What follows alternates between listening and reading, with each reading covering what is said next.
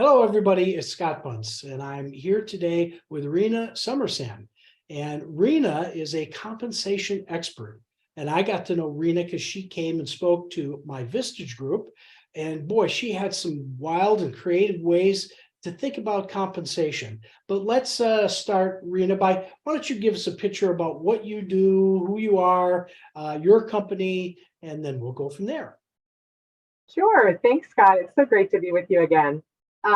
So I lead a compensation consulting practice in Newport. We're an census company, and it's a large company. We're 6,000 people who are really affecting millions and millions of savers across America. So we deal a lot in the retirement plan space, in the 529, and then in non-qualified deferred compensation. All of that I think about as the saving piece of it is pay for the future, right? We're putting money away. My team of 13 people, we deal in the pay for today, so the cash compensation realm, and we specialize in workforce and executive compensation. So really from the top of the organization all the way down through to the entry-level positions. We probably work in those about 50-50 in our practice. And what that means is we're helping these organizations figure out how to pay people. What is the market doing? What do we want to be doing, and what are we doing as organizations? How are you playing the game to be able to attract, motivate, and retain in what has been some really tough times, and those tough times aren't quite over yet. Yeah, there's inflation and there's pressure on wages or some type of compensation that's different. I'm knowing that there's different generations that might be looking for different types of compensation. It can't all be one.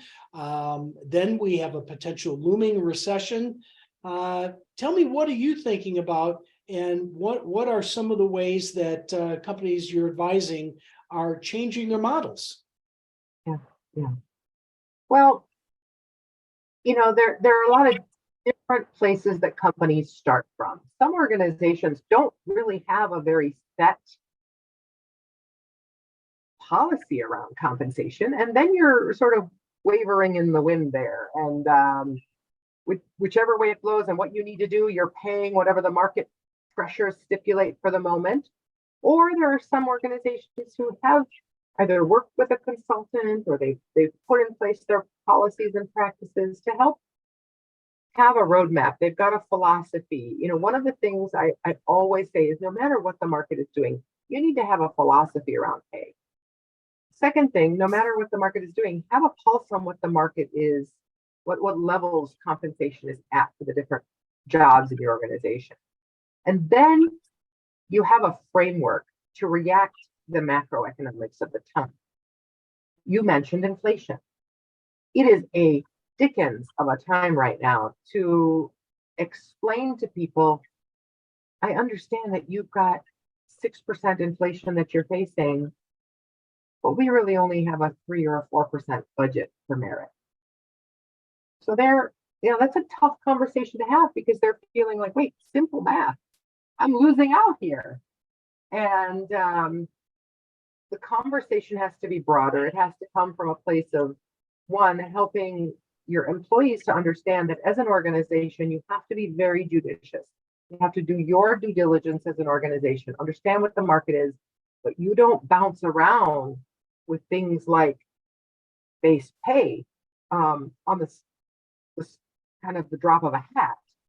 Inflation is going to bounce around crazily like a frenetic child on chocolate. It's going to go up and down and be very sensitive to things in the marketplace. But we organizationally always have to take that longer term thinking route and say, okay, I have a workforce. I have to make sure I go slow and steady, being judicious. We've had a lot of layoffs in the tech sector. One of the reasons that we've had so many layoffs is they did not go slow and steady. When the market was hot for tech talent, they hired with crazy high sign-on bonuses, super high salaries. Now the whiff of a downturn, and they're shedding Mm-hmm. like crazy. So there's an example of a set of organizations that just did what they had to do to put the bodies in the seats. Do you consult differently with publicly traded companies versus private companies or family-owned companies? We do. Our practice actually specializes in the small to upper mid-sized company, privately held.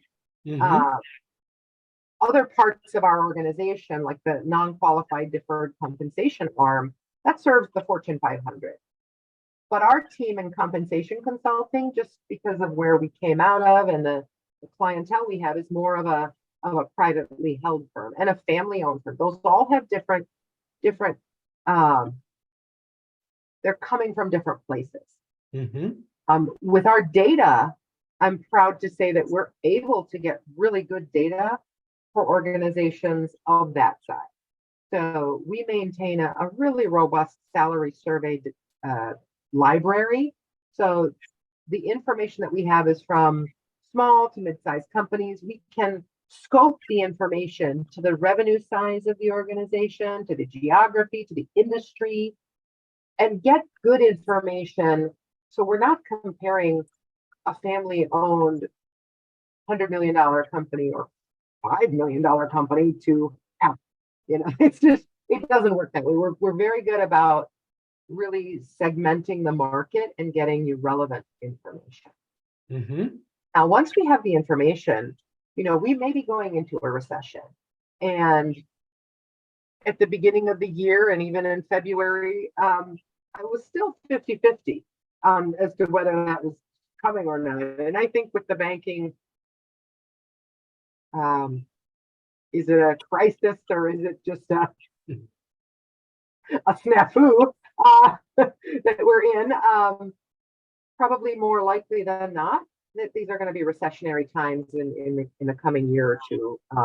And Yeah, we seem to have moved from, hey, it was transitory inflation to, oh, maybe it's just real out and out inflation, and it's taking a lot longer, and the Fed is moving harder, faster than anybody would have predicted. Really, I completely agree with you. And if you look at history, we've had longer recession and we've had longer periods of inflation than just 1 or 2 years. Right. Just hadn't had one in a long time. So 3 years feels very painful, but there have been periods of 10 years of inflation. Right. In the past. But what that means to a comp consultant and to compensation programs for my clients is that in a recession, in downtimes, in high inflationary times, these are all pressures. We also have the pressure of the workforce and a scarcity of talent. You mentioned generations. We have a lot, they're calling it the silver tsunami. Lots of people have retired, not enough people coming in. So we have a demographic issue. We may have the first jobful recession that we've really ever had. And what that means is that organizations, if they're in a recessionary time, they're going to try to batten down the hatches, cut costs. And usually they cut costs by cutting employees and letting people go. You've just been through the toughest 3 years of trying to hire and get people to fill your open positions. That's not going to be the first place you go to cut costs. But might you say, look, there's a recession on, I'm not letting anybody go, but I can't do salary increases. Mm-hmm.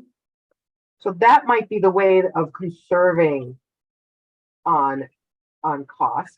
Now, your employees will still be in a high inflationary environment. No raises may make them be looking outside for more competitive pay. In a recession, it's not going to be that available. Other jobs, it won't be like it was where it was really an employee's market. It'll be more on the employer market side. They'll be more in control. But I think that a common philosophy we may start to see is that I'm not going to raise our fixed costs, but if you can help us navigate through this and still come out on top, we're going to have great variables. Sure. So I think, and I'm already seeing this in our book of business, we're doing so much work tweaking, reviewing, redesigning incentive plans, both short and long term, Scott, because you know that's your method to really say, I'll pay for performance.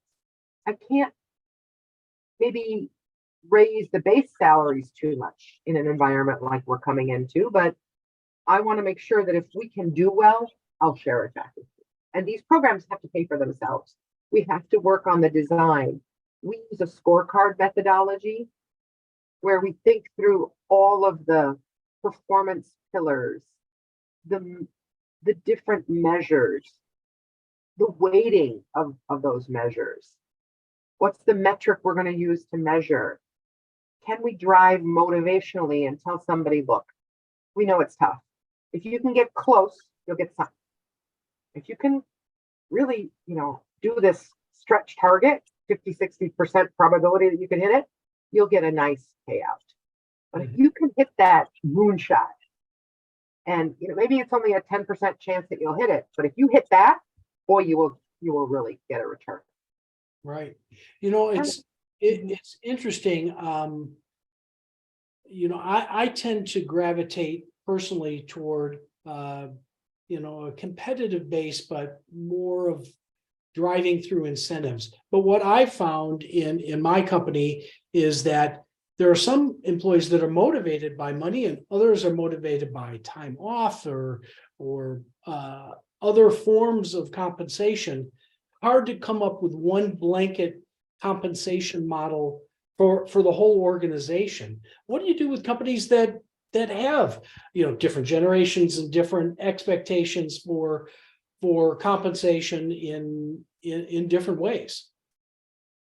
It's important to start out with that philosophy discussion to say, first of all, what are the different things I need to offer given my workforce? What should the package be comprised of? As you mentioned, it's not just about pay. There's the variable cash opportunity. There are all the benefits. There are all the perks. There's the retirement. And your newly minted workforce is not going to care so much about the future retirement. It's up to organizations to really do that education and say, you need to start putting away money now, because this is not like the old days where it's just going to be there. You have to make sure you're saving for your future. I'm astounded because we offer a matching 401k, and getting the younger people to participate, and in my mind, get free money if they just participate. It's a different generational mindset, that's for sure. For sure. And I think it does come down to education. It's not super common to have just completely different packages for the different generations. It's more common to say, look, we're going to have the ability to offer different things so people can elect to kind of take part in some of these benefits if it's there.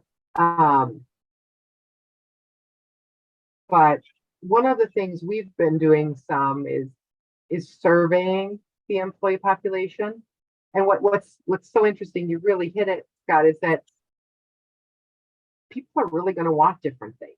And it's hard to get a perfectly customized to each type of employee, just almost impossible.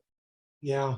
So you have to find the happy medium and do what's best for the majority of your workforce, time you're in the macroeconomic environment here. If you had, and this might be too generic of a question, but if you had to say, looking at compensation models today versus a compensation model if we go into a full-blown hard recession, what would change in your mind in that compensation model of a full-blown hard recession? Well, I think we will definitely feel that organizations, I think it's going to be that shift to variable pay. Mm-hmm. I really do, because even in a recession, there are organizations who can do well and those who can't. Right. And you're not going to want to pay for everybody, especially if you're not doing it. Mm-hmm. So it's going to be about differentiation. Right. I think we will see more cost shifting to the employee, which is a bum rap for the employee. Yeah. They're already paying more for every part of their lives with inflation. Mm-hmm. And then the organizations are going to be in tough straits in the full-blown recession. So you're going to see things like cost shifting of healthcare, health and welfare benefit costs. There's already been some shifting of that through the Great Recession. We saw that. And then we saw in COVID, freezing of retirement plan contributions. They've all been reinstated for the most part, but those are the kinds of things that organizations will do to batten down the hatches and not let people go. Yeah. So it'll just be an interesting time, and we won't have seen a recession like this. Usually in a recession, the first thing we do is you cut the talent. You save on that. But because we don't have enough up and coming talent to fill the spots, I just don't think that's going to happen. Yeah.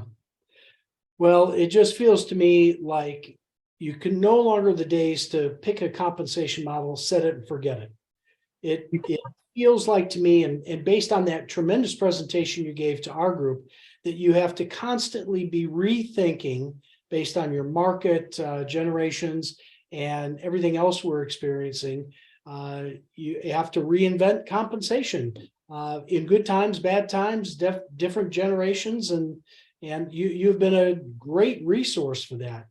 So with that, if somebody wants to learn more about what you do and some of your unique skills in coming up with different compensation models for different environments, how do they get a hold of you? And yeah, give us your contact information. Thank you. Thank you. Well, I'm at Rena.Somerson. That's RENA.SOMERSAN at newportgroup.com. And my direct number is 414-312-8189. Our website is I have a little link. We can put the link in there. But we're at newportgroup.com/consulting/compensation. And that tells a little bit about all of our different services. And, I'm always happy to just do an initial chat, understand. I was talking to an organization today. They're a Vistage member put one of, their old members on as an interim CEO. And this interim CEO got in there and it's like, oh my gosh, this compensation program is so cool. And it really, we just said, let's think about how we would go about straightening this out. And interestingly, a lot of the focus is going to be on getting some benchmarking to understand where the market levels are for compensation and what's the possibility for the upside or the incentives, and then really looking at the incentive programs. So exactly what we've been talking about today, Scott. So funny. Yep, absolutely. Well, Rena, thanks again. Glad you were able to pass on some contact information. It was good seeing you, and really appreciate your time today. All right. Thank you so much. Be well. All right. All the best.